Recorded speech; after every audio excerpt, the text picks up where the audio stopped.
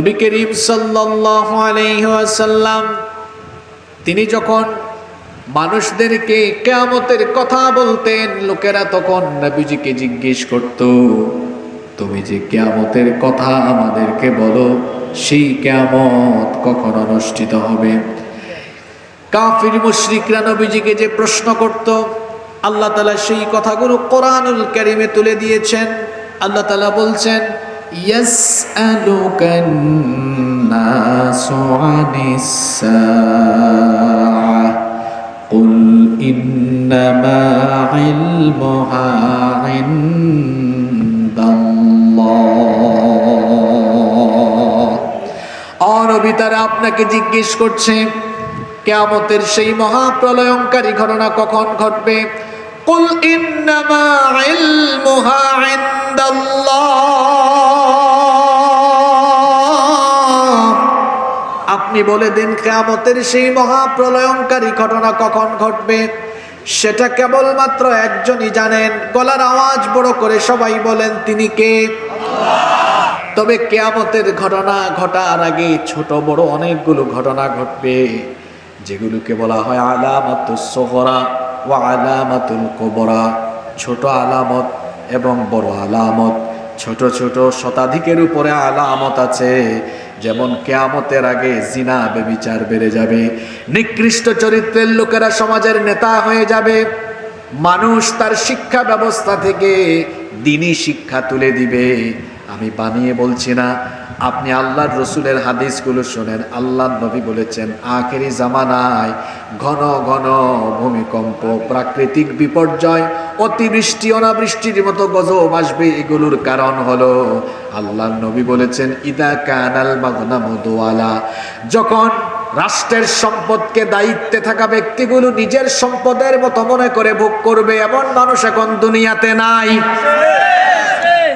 ওয়াল আমানাতু মাগরামা, যখন আমানতের খেয়ানত চতুর্দিকে আরম্ভ হবে। ওয়া তুআল্লিমা লিগাইরিদ দ্বীন, দ্বীন বিবর্জিত শিক্ষা কারিকুলাম যখন চালু হয়ে যাবে, শিক্ষা ব্যবস্থায় সব থাকবে, কোরআন থাকবে না, হাদিস থাকবে না। শিক্ষা ব্যবস্থার ভেতরে নাস্তিকতাবাদী চিন্তা চেতনা ঢুকিয়ে দেওয়া হবে। শুধু তাই নয়, আল্লাহর নবী আরো বলেছেন, নিকৃষ্ট চরিত্রের লোকদেরকে তাদের ভয়ে মানুষ সম্মান করবে। নিকৃষ্ট চরিত্রের লোকেরা মানুষ সমাজের নেতা হয়ে যাবে। এ ধরনের কার্যক্রম আখেরি জামানায় যখন আরম্ভ হবে, নবীজি বলেছেন, তখন খাসফান ওয়া মাসখান ওয়া কাযফান, তখন ভূমিকম্প, চেহারার বিকৃতি, অগ্নি বায়ুর মতো গজব যিনি পাঠাবেন তিনি কি? ছোট ছোট অনেক আলামত, সেগুলো প্রকাশিত হবে। এরপরে বড় বড় 10টি ঘটনা ঘটবে। কিয়ামতের বড় বড় 10টা আলামত আছে। এই বড় বড় 10টি আলামত যখন প্রকাশিত হয়ে যাবে, কিয়ামতের যে বড় বড় 10টি আলামত আছে, আল্লাহর নবী হাদিসের মধ্যে সেগুলো খুব সুন্দর করে তুলে ধরেছেন। আল্লাহর নবী বলেছেন, ততদিন পর্যন্ত কিয়ামত হবে না যতদিন না এই 10টি ঘটনা ঘটে। ইন্নাহা লান তাকুমা হাত্তা তারাউনা ফিহা হাত্তা তারাউনা ক্বাবলাহা 10 আয়াত। আল্লাহর নবী বলেছেন, 10টি ঘটনা যতদিন না ঘটবে ততদিন কিয়ামত হবে না। আদ-দুখান, ধোঁয়া বের হবে। 2 নাম্বার, ওয়াদ-দাজ্জাল, মাসিহুদ দাজ্জালের আগমন হবে। ওয়াদ-দাব্বাতুল আরদ, জমিন থেকে এক ধরনের অদ্ভুত প্রাণী বের হবে। 4 নাম্বার হলো তুলু আশ-শামসি মিন মাগরিবিহা, পশ্চিম দিগন্ত থেকে সূর্য উদয় হবে। অনুজুল ঈসা ইবনে মারইয়াম, ঈসা আলাইহিস সালাম দুনিয়াতে অবতরণ করবেন। এরপরে আল্লাহর নবী বলেছেন, ইয়াজুজ এবং মাজুজের আগমন হবে। তারপরে সালাসাতু খুসুফুন ফিল আরদ, পৃথিবীর 3 প্রান্তে 3টা ভূমিকম্প হবে। খাসফুন বিল মাশরিক, একটা পৃথিবীর পূর্ব দিকে হবে। ওয়া খাসফুন বিল মাগরিব, আরেকটা পৃথিবীর পশ্চিম দিকে হবে। ওয়া খাসফুন বি জাজিরাতুল আরব, আরেকটা জাজিরাতুল আরবে হবে। এরপরে আল্লাহর নবী বলেছেন, 10 নাম্বার হলো, ওয়া আখিরু যালিক নারুন তাখরুজু মিনাল ইয়ামান তাতরুদুন নাসা ইলা মাহশারিহিম, ইয়ামেনের দিক থেকে একটি আগুন বের হয়ে সেই আগুন মানুষকে হাসরের ময়দানে নিয়ে সমবেত করবে।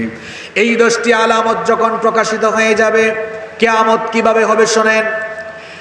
কিয়ামতের সময়, কিয়ামতের ঘটনা শুরু হওয়ার আগে আল্লাহ তাআলা এক ধরনের কোমল আর ঠান্ডা বাতাস পাঠাবেন। এই কোমল আর ঠান্ডা বাতাস তৎকালীন সময়ে দুনিয়াতে বেঁচে থাকা প্রত্যেকটি মুমিনের শরীরের মধ্যে গিয়ে লাগবে। সেই ঠান্ডার কোমল বাতাস যখন মুমিন ব্যক্তিদের গায়ে লাগবে, সেই বাতাসে সকল মুমিনদের ইন্তেকাল হয়ে যাবে। পৃথিবীতে একজন মুমিনও আর বেঁচে থাকবে না, সকল মুমিনরা দুনিয়া থেকে ইন্তেকাল করবে। দুনিয়াতে শুধুমাত্র পাপী তাপী নিকৃষ্ট চরিত্রের লোকেরা বেঁচে থাকবে। আর ততদিন পর্যন্ত কিয়ামত হবে না যতদিন না একজন মুমিন দুনিয়াতে বেঁচে থাকে। এজন্য আল্লাহর নবী বলেছেন, লা তাকুমুস সাআতু হাত্তা লা ইউকালা ফিল আরদি আল্লাহ আল্লাহ। ততদিন পর্যন্ত কিয়ামত হবে না যতদিন না জমিনে আল্লাহর নাম উচ্চারণ করার মতো একজন বান্দাও অবশিষ্ট থাকে, ততদিন পর্যন্ত কিয়ামত হবে না। তার মানে হলো মুমিন বেঁচে থাকতে পৃথিবীতে কিয়ামত হবে না। এক ধরনের ঠান্ডা আর কোমল বাতাস পাঠিয়ে সব মুমিনের রূহ কবজ করে ফেলা হবে। বাকি থাকবে শুধু নিকৃষ্ট চরিত্রের লোকেরা। সেই নিকৃষ্ট চরিত্রের লোকদের উপরে কিয়ামত আবর্তিত হবে। আর যেই দিন কিয়ামত অনুষ্ঠিত হবে সেই দিনটা হলো জুমার দিন। জোরে বলেন কোন দিন? আপনাদের মনোযোগ আছে তো? আল্লাহর নবী বলেছেন, ওয়ালা তাকুমুস সাআতু ইল্লা ফি ইয়াউমিল জুমআহ। জুমাবার ব্যতীত কিয়ামত অনুষ্ঠিত হবে না। জুমাবারে কিয়ামতের ঘটনা শুরু হবে, কিয়ামতের ঘটনার উদ্বোধন হবে। জুমাবারে কোন সময় কিয়ামত হবে? হাদিস শরীফে এসেছে, আল্লাহর নবী বলেছেন, সুবহে সাদেকের পর সূর্যোদয়ের আগ মুহূর্তে কিয়ামতের ঘটনা আরম্ভ হয়ে যাবে। কিয়ামতের ঘটনার উদ্বোধন কিভাবে হবে শোনেন। কিয়ামতের ঘটনার উদ্বোধন করার জন্য আল্লাহ তাআলা বিশেষ একজন ফেরেশতা বানিয়েছেন। সেই বিশেষ ফেরেশতার নাম হলো ইসরাফিল। সেই ফেরেশতাকে আল্লাহ তাআলা বানিয়েছেন শুধুমাত্র কিয়ামতের ঘটনা শুরু হওয়ার জন্য। তিনি যেন সিংহায় ফুৎকার দেন, সিংহাধ্বনি যেন বাজান, এই জন্য আল্লাহ তাকে সৃষ্টি করেছেন। আর ওই ফেরেশতাকে সৃষ্টি করার পর থেকে সেই ফেরেশতা তার মুখের সামনে সিংহা নিয়ে অপেক্ষা করছেন। আরশে আজিমের দিকে কান পেতে আছেন কখন আল্লাহ তাকে আদেশ করেন। যখনই আল্লাহ তাকে আদেশ করবেন সঙ্গে সঙ্গে তিনি সিংহার মধ্যে ফুৎকার দিবেন। আর ইসরাফিল আলাইহিস সালামকে যে দায়িত্ব দেওয়া হয়েছে সিংহায় ফুৎকার দেওয়ার জন্য, আল্লাহর আদেশ যখন আসবে, জুমাবারে যখন কিয়ামত অনুষ্ঠিত হবে, তিনি তখন সিংহার মধ্যে ফুৎকার দিবেন মোট 2 বার। জুড়ে বলেন কয়বার? প্রথমবার সিংহায় ফুৎকার দেওয়ার পরে কি হবে শোনেন। প্রথমবার তিনি যখন সিংহায় ফুৎকার দিবেন, সিংহার সেই বিকট ধ্বনিতে, বিকট আওয়াজে সেই সময়ে দুনিয়াতে বেঁচে থাকা প্রত্যেকটি নিকৃষ্ট চরিত্রের লোকদের মানুষের কানের পর্দা ফেটে গিয়ে মানুষগুলো বেহুশ হয়ে সাথে সাথে মারা যাবে। আল্লাহু আকবার। একটু চিন্তা করুন তো আওয়াজটা কত ভয়ানক। চিন্তা করুন তো আওয়াজটা কত সাংঘাতিক হলে পরে কানের পর্দা ফেটে গিয়ে সাথে সাথে মানুষ মারা যায়। এত মারাত্মক, এত বিকট, এত সাংঘাতিক আওয়াজ। এক সিংহার ফুৎকারে সেই সময়ে দুনিয়াতে বেঁচে থাকা নিকৃষ্ট চরিত্রের সকল লোকদের কানের পর্দা ফেটে গিয়ে মানুষগুলো সাথে সাথে মারা যাবে।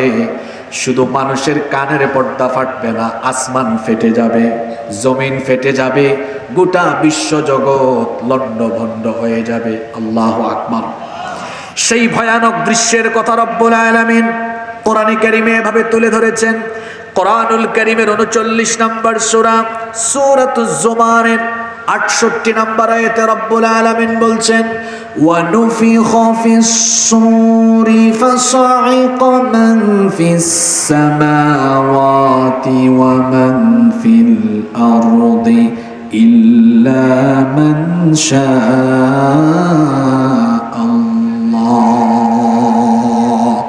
আল্লাহ তাআলা বলছেন, আর যখন প্রথমবার সিংহায় ফুৎকার দেওয়া হবে, আসমান সমূহ আর জমিনে যা আছে সব কিছু শেষ হয়ে যাবে। সবাই বেহুশ হয়ে কানের পর্দা ফেটে গিয়ে সবাই মারা যাবে। শুধু মানুষের অবস্থা কানের পর্দা ফেটে গিয়ে মানুষ মরবে না, পাশাপাশি গোটা বিশ্ব জগতে, সৃষ্টি জগতে এক ধরনের মহাকম্পন আরম্ভ হবে। এমন একটি বিরাট কম্পন, যে কম্পনের কথা আল্লাহ তাআলা কোরআনুল কারীমের 22 নম্বর সূরা সূরাতুল হাজ্জের প্রথম আয়াতে বলছেন, ইয়া আইয়ুহান নাসুত্তাকু রাব্বাকুম ইন্না জালজালাতাস সাআতি শাইউন আযীম। হ্যাঁ মানব জাতি, তোমরা তোমাদের সেই রবকে ভয় করো যেই রবের হুকুমে কিয়ামতের দিন এমন এক ভূকম্পন হবে, একটা কম্পনে সব কিছু লণ্ডভণ্ড হয়ে যাবে। ভালো করে শুনেন সেই বিভৎস পরিস্থিতির কথা। ইসরাফিলের সিংহার ফুৎকারের পরে আসমানের অবস্থা কি হবে, মহাশূন্যের পরিস্থিতি কি হবে। একটা সিংহার আওয়াজ এত মারাত্মক হবে, ইসরাফিলের সিংহার ফুৎকারের পরে আসমান দীর্ণ বিদীর্ণ হয়ে যাবে, আসমান ফেটে যাবে। আসমান ফেটে গিয়ে চূর্ণ বিচূর্ণ হয়ে গিয়ে এক আসমানের উপর আরেক আসমান ঠাস ঠাস করে পড়তে থাকবে। আল্লাহু আকবার। আল্লাহ তাআলা সেই ভয়ানক চিত্রের কথা কোরআনে কারিমে এভাবে তুলে ধরেছেন। কোরআনুল কারীমের 82 নম্বর সূরা সূরাতুল ইনফিতারের প্রথম আয়াত থেকে আল্লাহ তাআলা বলছেন, ইদাস সামাউন ফাতারাত ওয়া ইদাল কাওয়াকিবুন তাসারাত ওয়া ইদাল বিহারু ফুজ্জিরাত ওয়া ইদাল কুবুরু বাসিরাত আলিমাত নাফসুম মা কদ্দামাত ওয়া আখখারাত। আল্লাহ তাআলা বলছেন, ইদাস সামাউন ফাতারাত, যখন আসমান সমূহ দীর্ণ বিদীর্ণ হয়ে যাবে, স্মরণ করো সেই ভয়াবহ সময়ের কথা, যখন ইসরাফিলের সিংহার ফুৎকারের পরে আসমানগুলো ফেটে যাবে। ফেটে গিয়ে এক আসমান আরেক আসমানের উপর এমন ভাবে পড়বে, আসমানগুলোকে আল্লাহ তাআলা কিভাবে গুটিয়ে ফেলবেন শুনেন। আল্লাহ তাআলা কোরআনুল কারীমের 21 নম্বর সূরা সূরাতুল আম্বিয়া এর 104 নম্বর আয়াতে বলছেন, ইয়াউমা নাতওয়িস সামাআ কাতাইয়িস সিজিল্লি লিল কুতুব। কিতাবের পৃষ্ঠার মতো আল্লাহ আসমানকে গুটিয়ে ফেলবেন।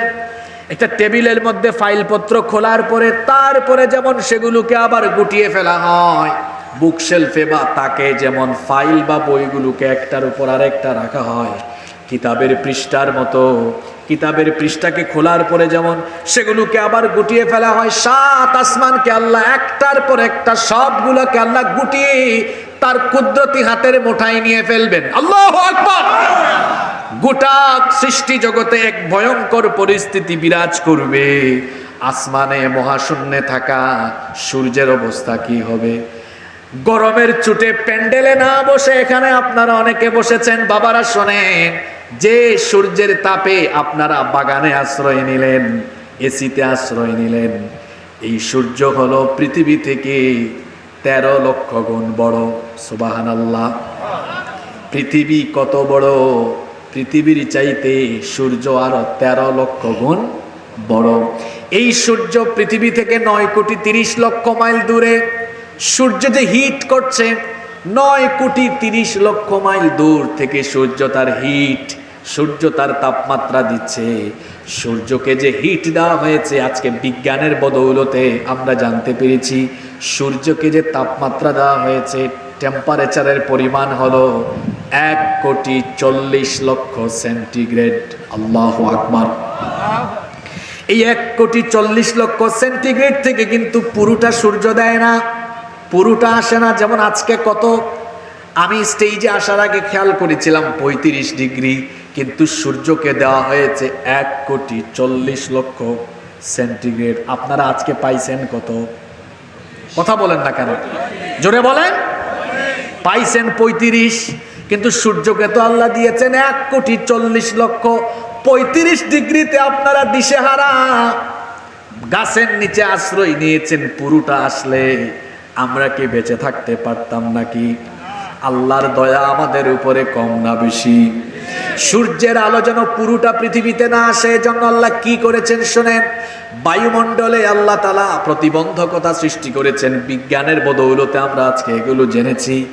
আসমান সমূহে বায়ুমণ্ডলীয় অনেক স্তর আল্লাহ সৃষ্টি করেছেন, সেগুলোকে বিজ্ঞান বলে স্ট্রাটোস্ফিয়ার, ট্রাপোস্ফিয়ার, আইনোস্ফিয়ার, ম্যাগনেটোস্ফিয়ার, এক্সোস্ফিয়ার, এরকমের অনেকগুলো ফিল্টার বা স্তর আল্লাহ বায়ুমণ্ডলে স্থাপন করেছেন।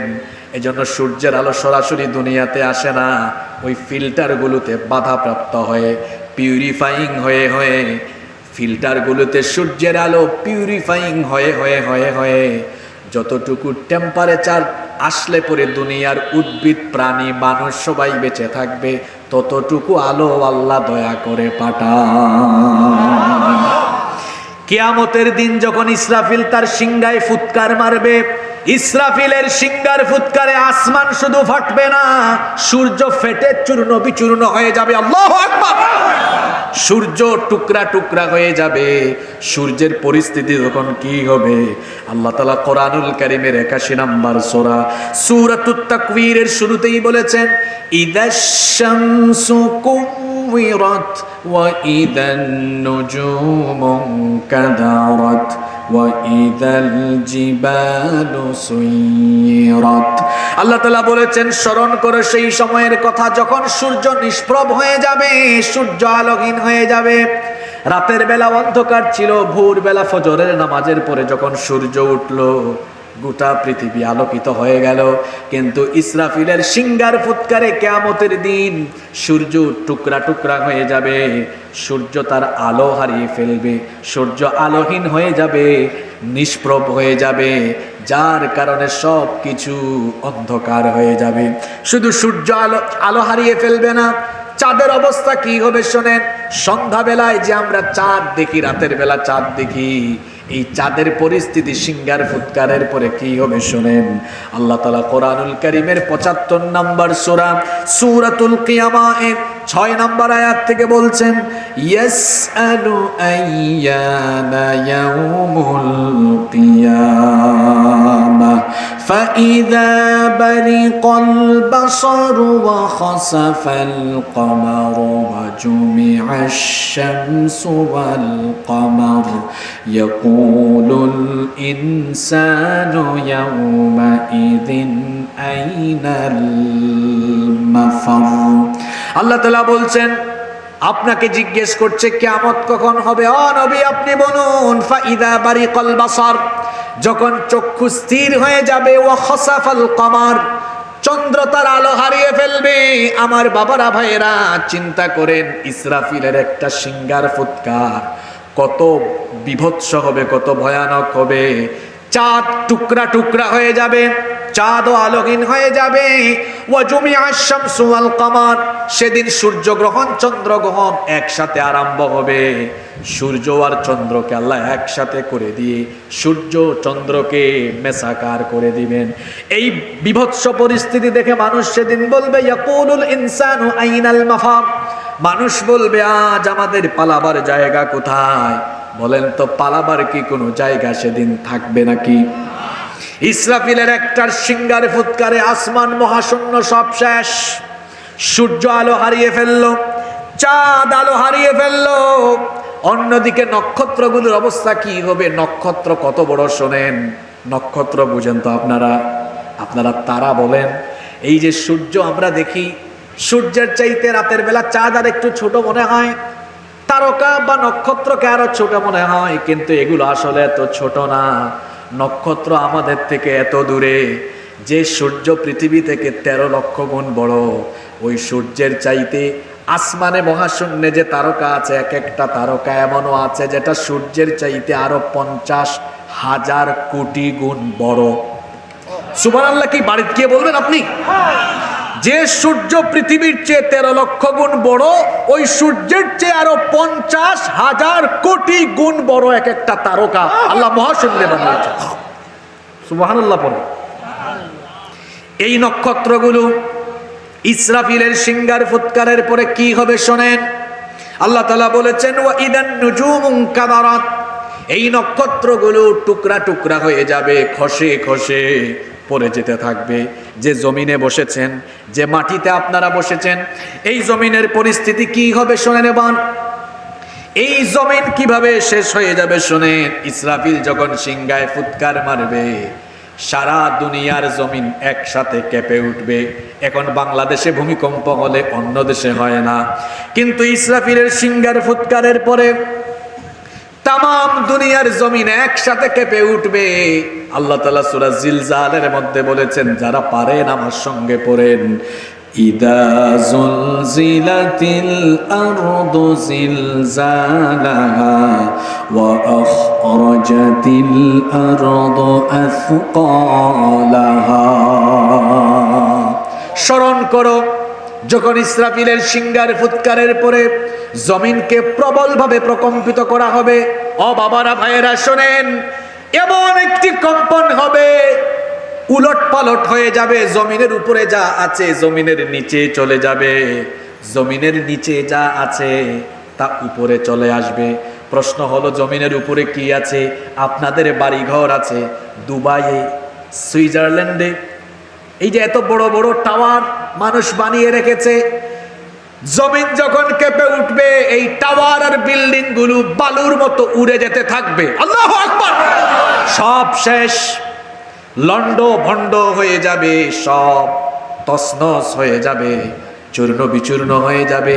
জমিনের উপরে থাকা এই যে বাগানের গাছগুলো আছে, গাছপালা শেষ হয়ে যাবে, পাহাড়গুলো ধ্বংস হয়ে যাবে, জমিনের উপরে থাকা সব ধ্বংস হয়ে যাবে।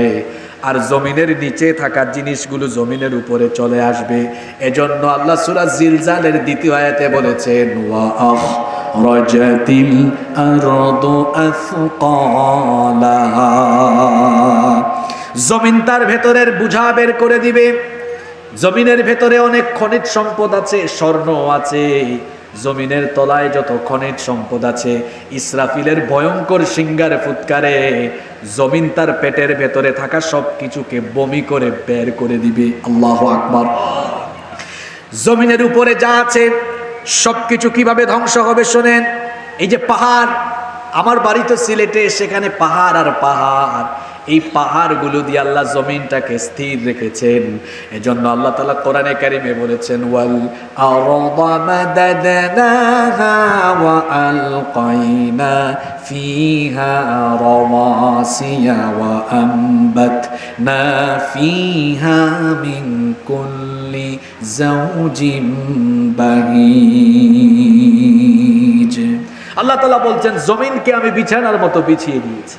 এই যে জমিনে আপনারা আছেন, এই জমিন বিছানার মতো। আল্লাহ বলছেন এটা হেলাদুলা, নড়াচড়া করবে, এটা যেন নড়াচড়া না করে, এটা যেন অস্থির হয়ে না যায়, তোমাদেরকে নিয়ে পড়ে না যায়। এজন্য আমি কি করলাম, ওয়ালকা ফিল আরদি রাওয়াসিয়া আন তামিদা বিকুম। পাহাড়, আমি এই জমিনের উপরে পাহাড়কে পেরেকের মতো গেড়ে দিয়ে জমিনকে শক্ত করে দিয়েছি। সুবহানাল্লাহ। এই পাহাড়কে জমিনের উপরে কি হিসাবে বানানো হয়েছে? জোরে বলেন। সাইন্টিফিক ওয়াজ হচ্ছে তো। এই যে পেরেক, এই যে দেখেন চেয়ার, তক্তা, এগুলো গাছ ছিল। আপনারা কি বলেন, করাত বলেন না কুষ্টিয়াতে? করাত দিয়ে গাছ কেটে তক্তা করা হয়েছে, কাঠ বানিয়ে এরপরে এই দেখেন এগুলোকে জোড়া দেওয়া হয়েছে কি দিয়ে? আচ্ছা আপনারা বলেন তো, পেরেকের কোন অংশটা বেশি থাকে? নিচের দিকেই তো পেরেকের অংশ থাকে বেশি। এই যে আমি পেরেক মারলাম, এখন পেরেকের বেশিরভাগ অংশ কোথায় চলে গেল? তাহলে আল্লাহ যে বলেছেন জমিনের মধ্যে পাহাড় পেরেকের মতো, তাহলে পেরেকের বেশিরভাগ অংশ থাকে কোন দিকে? সুবহানাল্লাহ। কোরআন এই বৈজ্ঞানিক তথ্য দিয়েছে। আজকের ভূতত্ত্ববিদরা গবেষণা করে দেখেছেন, পাহাড়ের যে অংশ মাটির উপরে আমরা দেখি, এর চেয়ে প্রায় 20-25 গুণ অংশ মাটির নিচে বিস্তৃত হয়ে আছে। সুবহানাল্লাহ।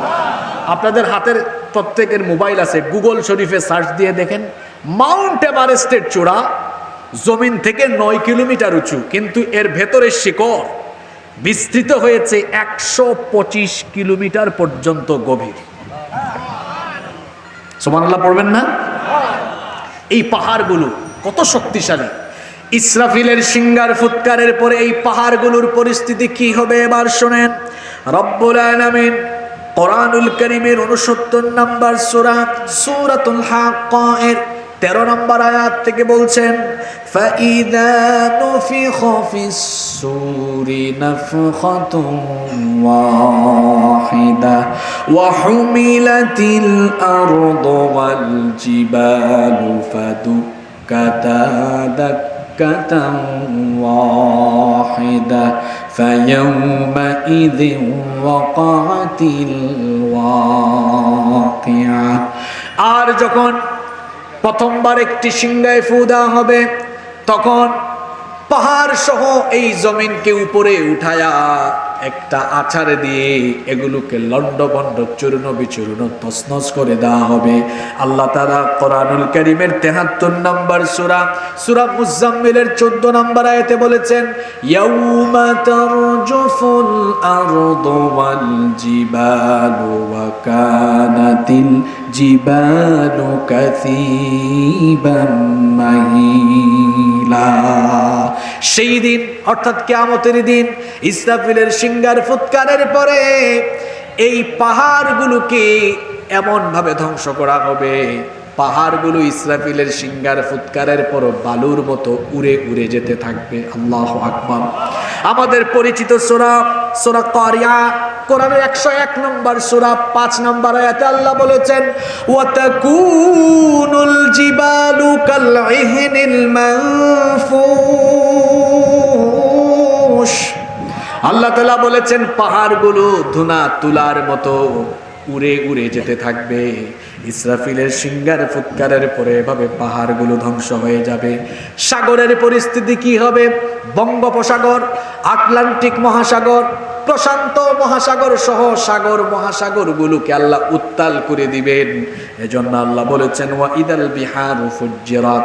সাগর তার ভেতরের সবকিছু নিয়ে উত্তাল হয়ে যাবে, উত্তেজিত হয়ে যাবে। ইসরাফিলের সিংহার ফুৎকারের পরে সাগরের তলার মাটি ফেটে যাবে, সব পানি নিচের দিকে চলে গিয়ে পানির যে মূল উপাদান অক্সিজেন আর হাইড্রোজেন যখন একসাথে হয়ে যাবে তখন আল্লাহ বলেছেন, ওয়া ইদাল বিহারু সুজ্জিরাত। সাগরের মধ্যে আগুন লেগে যাবে, সাগরের মধ্যে আগুন লেগে যাবে। এই রকম করে গোটা দুনিয়া, গোটা জমিন, আসমান জমিন সবকিছু আল্লাহ ধ্বংস করে দিয়ে সবকিছুকে আল্লাহ তার হাতের মুঠায় নিয়ে ফেলবেন। বাহাদুরি দেখান, বাহাদুরি দেখান। আল্লাহর দ্বীনের সাথে বেয়াদবি করেন, কোরআনের মাহফিলের সাথে বেয়াদবি করেন, আলেম উলামার সাথে বেয়াদবি করেন। আল্লাহ তাআলার কুদরত আপনি বুঝেন না, উপলব্ধি করতে পারেন না। আমাদের সমাজে কিছু মানুষ আছে, এরা যখন একটু ক্ষমতা পায় তখন দেখা যায় আল্লাহ রসুলের বিরুদ্ধেও কথা বলতে দ্বিধাবোধ করে না। এমন মানুষ আমাদের সমাজে আছে না নাই? মনে রাখবেন, আল্লাহ ব্যতীত সকলের ক্ষমতা হলো ক্ষণস্থায়ী, কেবলমাত্র একজন চিরস্থায়ী ক্ষমতার মালিক, তিনি কে? এজন্য আল্লাহ ক্ষমতার নামে একটা সূরা দিয়েছেন, সূরার নাম হলো সূরা মুলক। সেই সূরার প্রথম আয়াতে আল্লাহ তার ক্ষমতার কথা বলেছেন। ক্ষমতার বাহাদুরি করো না। তাবারাকাল্লাযী বিয়াদিহিল মুলকু ওয়া হুয়া আলা কুল্লি শাইইন কাদির। সকল ক্ষমতা যার হাতের মুঠায়, তিনি কে? তিনি যাকে চান তাকে ক্ষমতা দেন। ইউসুফ নবীর ভাইরা ষড়যন্ত্র করে তাকে কুয়ায় ফেলে দিয়েছিল, তাকে তারা মেরে ফেলবে। তারা ভেবেছিল হয় ইউসুফ এখানে শেষ হয়ে যাবে, অথবা কেউ যদি তাকে উঠায় তাহলে তাকে গোলাম বানাবে। কিন্তু আল্লাহর পরিকল্পনা ছিল ভিন্ন। আল্লাহ তাআলা তার পরিকল্পনা বাস্তবায়ন করলেন কিভাবে? আল্লাহ তাআলা তার কুদরতি ব্যবস্থাপনায় ইউসুফ আলাইহিস সালামকে সেই অন্ধকার কুয়া থেকে উঠায়া তাকে মিশরে নেওয়া, তাকে মিশরে নেওয়া, এরপরে আল্লাহ তাকে মিশরের ক্ষমতার মসনদে বসায়া দিলে। আবার আল্লাহ যাকে চান জুতার বাড়ি খাওয়ায়া ক্ষমতার চেয়ার থেকে নামাতে পারেন কি পারেন না? সেই ক্ষমতা বুঝি আল্লাহর নাই? কিন্তু আমাদের অবস্থা হলো এমন যে যখন বসে যায় চেয়ারে, উঠে যায় তখন গিয়ারে। মনে করে আমি হামসে বড় কোন হে, উঠি কি বসি, মরি কি বাঁচি, এমন একটা পরিস্থিতি তখন আরম্ভ হয়ে যায়। মনে রাখবেন, এই যে চেয়ার, আমার আগে আমার ভাই কথা বললেন, উনার আগে আরেকজন কথা বললেন। চেয়ার কয়টা? জোরে বলেন। মানুষ একজন না কয়েকজন? কিছুদিন আগে আপনাদের উপজেলা নির্বাচন হলো, দেখেন গত 10 বছর আগে উপজেলা চেয়ারম্যান ছিল একজন, এখন হয়তো আছে আরেকজন। 30 বছর পরে উপজেলা চেয়ারম্যান হবে আরেকজন। কিন্তু বলেন তো, হাজার হাজার বছর আগে আল্লাহ ছিলেন যিনি, এখন কি আছেন না তিনি? জোরে বলেন। হুয়াল আউয়ালু ওয়াল আখিরু ওয়াল যাহিরু ওয়াল বাতিনু ওয়া হুয়া বিকুল্লি শাইইন আলীম। তিনি প্রথম, তিনি শেষ। যখন কিছু ছিল না তখনও তিনি ছিলেন, যখন কিছু থাকবে না তখনও যিনি থাকবেন তিনি কি? এজন্য ক্ষমতার বাহাদুরি দেখাবেন না। আজকে ক্ষমতায় আছেন, কালকে হয়তো ক্ষমতায় নাও থাকতে পারেন। আজকে বাহাদুরি দেখান, এমনও হতে পারে আগামীকাল জুতার বাড়ি খাওয়ায়া বেইজ্জত করে আল্লাহ চেয়ার থেকে নামায় দিতে পারে। আল্লাহ পারেন কি পারেন না? সবকিছু যখন ইসরাফিলের সিংহার ফুৎকারে লন্ড ভন্ড হয়ে যাবে, তখন আল্লাহ কি করবেন শুনেন। কোরআনুল কারীমের 39 নম্বর সূরা সূরাতুজ জুমারের 67 নম্বর আয়াতে আল্লাহ বলছেন, ওয়াল আরদু জামিআন কবদাতুহু ইয়াওমাল কিয়ামাতি ওয়াস সামাওয়াতু মাতওয়িয়াতুম বিয়ামিনি সুবহানাহু ওয়া তাআলা আম্মা ইউশরিকুন। আল্লাহ তাআলা বলছেন, এভাবে করে গোটা জমিনকে আমি আমার হাতের মুষ্টিবদ্ধ করে ফেলবো। চিন্তা করুন তো, গোটা জমিনকে আল্লাহ মুষ্টিবদ্ধ করে ফেলবেন, মুষ্টিবদ্ধ করে একটা আছাড় দিয়ে শেষ করে দিবেন। আল্লাহ বলছেন, আসমান সমূহকে আমি ভাঁজ করে আমার কুদরতি হাতে নিয়ে ফেলবো, তামাম দুনিয়া শেষ। শুনতেছেন তো আপনারা? কোরআনের আলোকে আজকে চলছে আলোচনা। আপনারা বলবেন, হুজুর কোন দিকে শুরু করে কোন দিকে নিয়ে যাচ্ছেন? একটু পরে বুঝবেন কেন আজকে এই টপিক ধরেছে। মনোযোগ আছে তো আপনাদের? কষ্ট হচ্ছে না তো? ইসরাফিলের সিংহার ফুৎকারে দুনিয়ার সব মানুষ শেষ, আসমান শেষ, জমিন শেষ, এখন কিছু আর নাই। আল্লাহ তাআলা তখন বলবেন, ইয়া দুনিয়া, হে দুনিয়া, আইনা ইমারুক, তোর বুকের উপরে থাকা মানুষের প্রাসাদ, ঘর বাড়ি, টাওয়ারগুলো কোথায়? আইনা জিবালুক, তোর বুকের উপরে থাকা পাহাড়গুলো কোথায়? আইনা আনহারুক, তোর বুকের উপরে বহমান থাকা ঝর্ণাগুলো আজকে কোথায়? আল্লাহ বলবেন, আইনা আশজারুক, তোর বুকের উপরে থাকা উদ্ভিদ গাছপালা আজকে কোথায়? আইনাল মুতাকাব্বিরুন, তোর বুকের উপরে অহংকার করে বিচরণ করা মানুষগুলো কোথায়? আইনাল জাব্বারুন, তোর বুকের উপরে স্বৈরাচার আর দাম্ভিক যারা ছিল তারা আজকে কোথায়? আল্লাহ যখন প্রশ্ন করবেন কোনো জবাব আসবে না, কারণ জবাব দেওয়ার মতো কোনো মানুষ তখন বেঁচে থাকবে।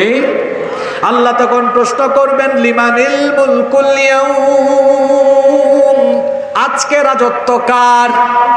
আপনারা তো জবাব দিয়েছেন, কিন্তু আপনারা জবাব দেওয়ার জন্য তখন থাকবেন না, কেউ থাকবে না। আল্লাহ নিজেই প্রশ্ন করে নিজেই জবাব দিবেন, লিল্লাহিল ওয়াহিদিল কাহ্হার, আজকে ক্ষমতা কেবল একজনের, তিনি কি? জোরে বলেন, তিনি কে? আল্লাহ মালাকুল মউতকে ডাকবেন। আপনারা যাকে আজরাইল বলেন, আজরাইল নামে কোন ফেরেশতার নাম কোরআন হাদিসে নাই, এগুলো ইসরাইলি বর্ণনা। এই ফেরেশতার নাম কোরআন হাদিসে যেটা এসেছে সেই নাম হলো মালাকুল মউত। আল্লাহ মালাকুল মউতকে বলবেন, ইয়া মালাকুল মউত মান বাকিয়া, কে বাকি আছে? আর মালাকুল মউত বলবে, আল্লাহ আমি, আমার ভাই জিব্রিল, ইসরাফিল, মিকাইল, আমরাই বাকি আছি। আল্লাহ বলবেন, মালাকুল মউত জিব্রিলের জান কবজ কর, ইসরাফিলের জান কবজ কর, মিকাইলের জান কবজ কর। মালাকুল মউত জিব্রিল, মিকাইল, ইসরাফিলের জান কবজ করবে। আল্লাহ তাআলা মালাকুল মউতকে প্রশ্ন করবেন, মাম বাকিয়া, এখন কে বাকি আছে?